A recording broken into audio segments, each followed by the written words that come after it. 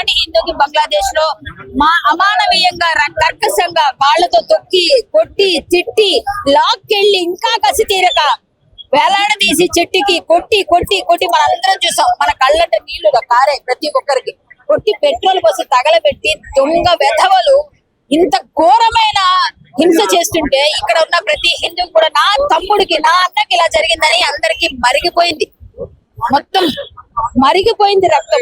ఈ రోజు ఇన్ని నిరసనలు ఇన్ని రోజుల పాటుగా అలా జరుగుతున్నాయంటే ఇంకా అక్కడ హింసకాండ ఆగలేదు. అంతవరకు ఎందుకండి, హైదరాబాద్ రోహింగ్యాల టౌన్ ఉందండి, 30,000 మంది ఉన్నారు. ఈ 30,000 మందిని పెంచి పోషిస్తున్న ఇప్పుడున్న ప్రభుత్వానే కదా అనాలి. పాత ప్రభుత్వం పెంచి పోషించింది, ఇప్పుడు ప్రభుత్వం కూడా. ఖాన్లకే గ్రేస్ చేస్తుంది ఈ ప్రభుత్వం. ఈ కాంగ్రెస్ ప్రభుత్వానికి అధికారి ఎవరు? రేవంత్ రెడ్డి గారు. కానీ ఆయన రేవంత్ ఖాన్ అని అంటారు, ఎందుకంటే ఆ వాళ్ళ వైపు ఉన్నాడు కాబట్టి. సో ఆ రేవంత్ రెడ్డి గారు ఎంత ఇదిగా ఆలోచించకుండా రోహింగ్యాలు పెరుగుతున్న 30,000 మంది అయ్యారు. వాళ్ళకి voter ID, current bill, water bill అన్ని ఇచ్చేస్తున్నారు. సో అవన్నీ తీసుకున్న వాళ్ళు మేము కరెంట్ కట్టమంటారు పాత బస్తీలు, ఎవరు ఏం చేయరు. మనం ఒక్క రోజు కట్టబోతు ఉంచుతారా? పట్టుకొని కట్ చేసేస్తారు. మనకే అవన్నీ, వాళ్ళు మాత్రం తిరగబడితే ఏం చేయరు. మనం మంచిగా కడతాం కదా, అయ్యో మన కరెంట్ పోతే మనకే పరుగు పోయిందని ఫీల్ అవుతాం కదా, అందుకని మనకు కట్టేయరు.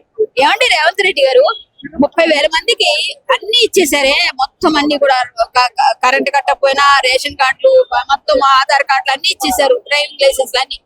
ఈ రోజు వాళ్ళు మైనార్టీలుగా ఉన్న మన హిందువులు ఆ ఏరియాలో వాళ్ళపైన దాడులు చేస్తున్నారు. అవన్నీ మీరు ఖండించరా? బంగ్లాదేశ్ దాకా ఇక్కడ హైదరాబాద్ లోనే ఉంది, బాలాపూర్ లో. ఈ రోజు మనం 30,000 మందికి చేరిన వాళ్ళు రేపు పొద్దున్న లక్షలు చేయడం ఎంత? 4-5 అంటారు వాళ్ళు, 4-5 కనమని చెప్తున్నారు. మన వాళ్ళు ఇద్దరు ఒకరు.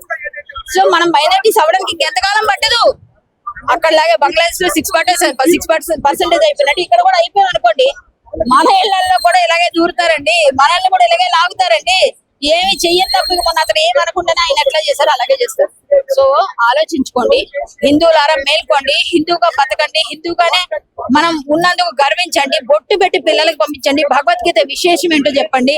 మీ స్కూల్లో ఎలా వస్త్రధారణ ఉండాలో చెప్తున్నారు, మీరు అలాంటి వస్త్రధారణ వేసి పంపించండి. పిచ్చి పిచ్చి డ్రెస్సులు వేసి ఎలా పడితే అలా ఫ్యాషన్ అని పాడు చేయకండి. పిల్లల్ని సంప్రదాయ కళల వైపు పంపించండి. హిందూ ధర్మం గురించి వివరించి చెప్పండి. భగవద్గీత పూజించడానికి కాదు, భగవద్గీత చదవడానికి, దానిలో సారాంశం తెలుసుకోవడానికి. యస్మిన్ యథా వర్తయో మనుష్యః తస్మిన్ సదా వర్తవ్యం సధర్మః. నీతో ఎవడు ఎలా ప్రవర్తిస్తే అలాగే నువ్వు ప్రవర్తించు అన్నదే స్వామి ఉవాచ. కాబట్టి మీరందరూ ఎలా నడుచుకోవాలి అంటే, వాడు అలా కొడుతున్నప్పుడు మీరు కూర్చోకూడదు కాదు, మిమ్మల్ని కొడితే మీరు కొట్టాలి. ఎందుకు ఊరుకుంటా? నువ్వు నన్ను కొడితే నేను ఊరుకోవాలా? నేను ఊరుకోను.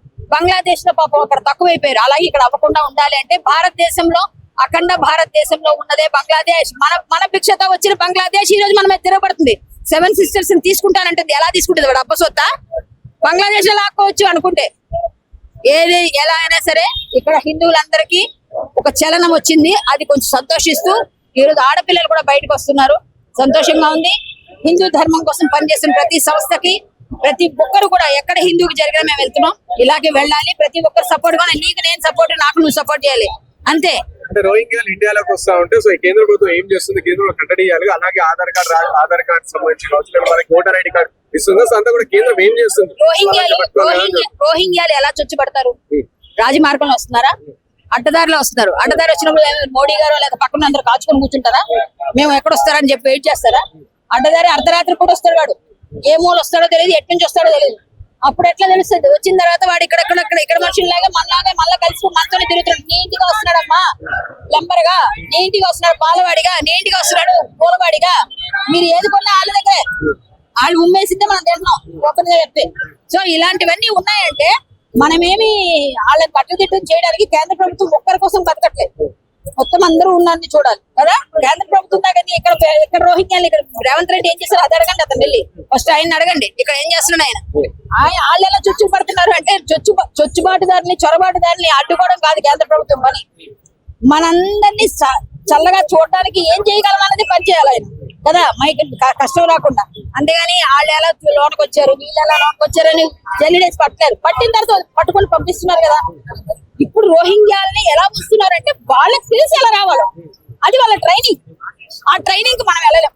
అంటే ఇదే ప్రశ్న కాంగ్రెస్ పార్టీ నాయకులకు చాలా మంది కాదు. సో హైదరాబాద్ లో చాలా మంది రోహింగ్యాలు ఉన్నారని చెప్పేసి హిందూ దళాలు కావచ్చు, ఇక్కడ బీజేపీ పార్టీ నాయకులు ఆరోపిస్తారు. మీరు ఏం చేస్తున్నారు అని అడుగుతూ వాళ్ళు ఇదే చెప్తా ఉన్నారు. అంటే కేంద్ర వాళ్ళు ఎట్లా వస్తారు, కేంద్రం చొచ్చుకుంటారు సార్, కేంద్రం ఏం చేస్తుంది సరే, ఇక్కడికి వచ్చి రాష్ట్ర ప్రభుత్వం మాకేం బాధ, కేంద్ర ప్రభుత్వం ఉంది కదా. సో కేంద్ర ఫస్ట్ వాళ్ళు రానియకుంటే మీరు రానియం కదా. కాంగ్రెస్ పార్టీ నాయకులు చెప్తారు. అదే అండి, ప్రతి ఒక్కరిని జల్లిడేసి పట్టడానికి ఆ సమయాన్ని వృధా చేయడానికి కాదు ప్రధానమంత్రి గారు కేంద్ర ప్రభుత్వం పనిచేసేది. మీకు రాష్ట్రాలకు ఎందుకు ఇస్తున్నారు బడ్జెట్లు? మీ అందరూ చేసేది మీరు పెట్టండి, మీరు పంచెలు వేయండి, మీ లోపలికి రాకుండా మీ హద్దుల్లో మీరు వేసుకోవచ్చు కదా. దానికి మీరు అవసరమైతే కేంద్ర ప్రభుత్వం సహాయం అడగొచ్చు కదా. ఇంకా అవసరమైతే మీరు ఆ పని ఎందుకు చేయట్లేదు అంటున్నా నేను. మీరు చొచ్చుబాటుకు వచ్చేస్తున్న చొరబాటుగా వస్తున్న వాళ్ళు ఎవరైతే ఉన్నారో వాళ్ళందరూ ఎటువైపు నుంచి వస్తారు? హైదరాబాద్ రావాలంటే ఎక్కడుంది గేటు, అది చూడండి, అది మోయండి. అలాగే వేరే రాష్ట్రం అక్కడ మోయండి. మీరు చేయకుండా కేంద్ర ప్రభుత్వం చేయలేదని కేంద్రం మీద తోసేస్తే తప్పది, వీళ్ళ చేతిలో ఉంటుంది. కొన్ని బడ్జెట్ ఎందుకు తీసుకుంటున్నారు, బడ్జెట్ ఎందుకు వాడుతున్నారు, వీటిలో కూడా పెడతారు వాళ్ళు, కానీ వీళ్ళు పని చేయరు. అంతే సార్ జరిగేది. ఓవైసీ కూడా దీనిపైన ఓవైసీ గారు పని సంఘంలో పనిచేస్తున్నారు రేవంత్ రెడ్డి గారు. ఓవైసీ గారు ఆయనకి పాలస్తీనా వాళ్ళు బంధువులు. పాలస్తీనా వాళ్ళకందరూ జెండాలు పట్టుకొని ఎగరేస్తాడు ఆయన. పాలస్తీనాకైతే చేస్తాడు ఆయన. ఇక్కడ పాలస్తీనా వాళ్ళకి సపోర్ట్ చేసినట్టు ఆ మాత్రం హిందువులకు సపోర్ట్ చేయరు. ఎందుకంటే వాళ్ళకి హిందువులు అంటే పడదు, బయటికి మాత్రం నా హిందువులు అంటారు, కానీ వాళ్ళకి సపోర్ట్. పాలస్తీనా జెండాలు ఎగరేస్తున్నాయి ఎందుకు? పాలస్తీనా ఏమని చుట్టమా? పాలస్తీనాకి ఎందుకు జెండా ఎగరేస్తున్నారు? ఇవన్నీ చేస్తున్నప్పుడు ఓవైసీ గారికి ఎవరి ఇష్టమో అర్థమైపోయింది. ఇంకా ఓవైసీ గురించి మాట్లాడడానికి ఏముంది? ఆయన ఖచ్చితంగా వాళ్ళకే సపోర్ట్. ఒక 5-15 నిమిషాలు చాలని వాళ్ళ తమ్ముడు అంటాడు. నిజంగా అతనిలాగే మేము మా హిందువులు మాట్లాడంటే 15 నిమిషాలు వాళ్ళకి కావాలి. మా వాళ్ళకైతే అనుకుంటే 5, కానీ మేము అట్లాను. వాళ్ళలాగా మనం ఎందుకు అంటాం? వాళ్ళలాగే మేము ఎందుకు మాట్లాడతాం? మాకు బుద్ధి బుర్ర ఉంది కొంచెం, కాబట్టి అట్లా మాట్లాడడం. వాళ్ళు అనుకుంటే వాళ్ళు చేయగలరు, మేము అనుకుంటే మేము చేయగలం, ఆ తర్వాత ఇష్యూ. కానీ అలాంటి మాటలు రెచ్చగొట్టే మాటలు మాట్లాడకూడదు ఎవరైనా.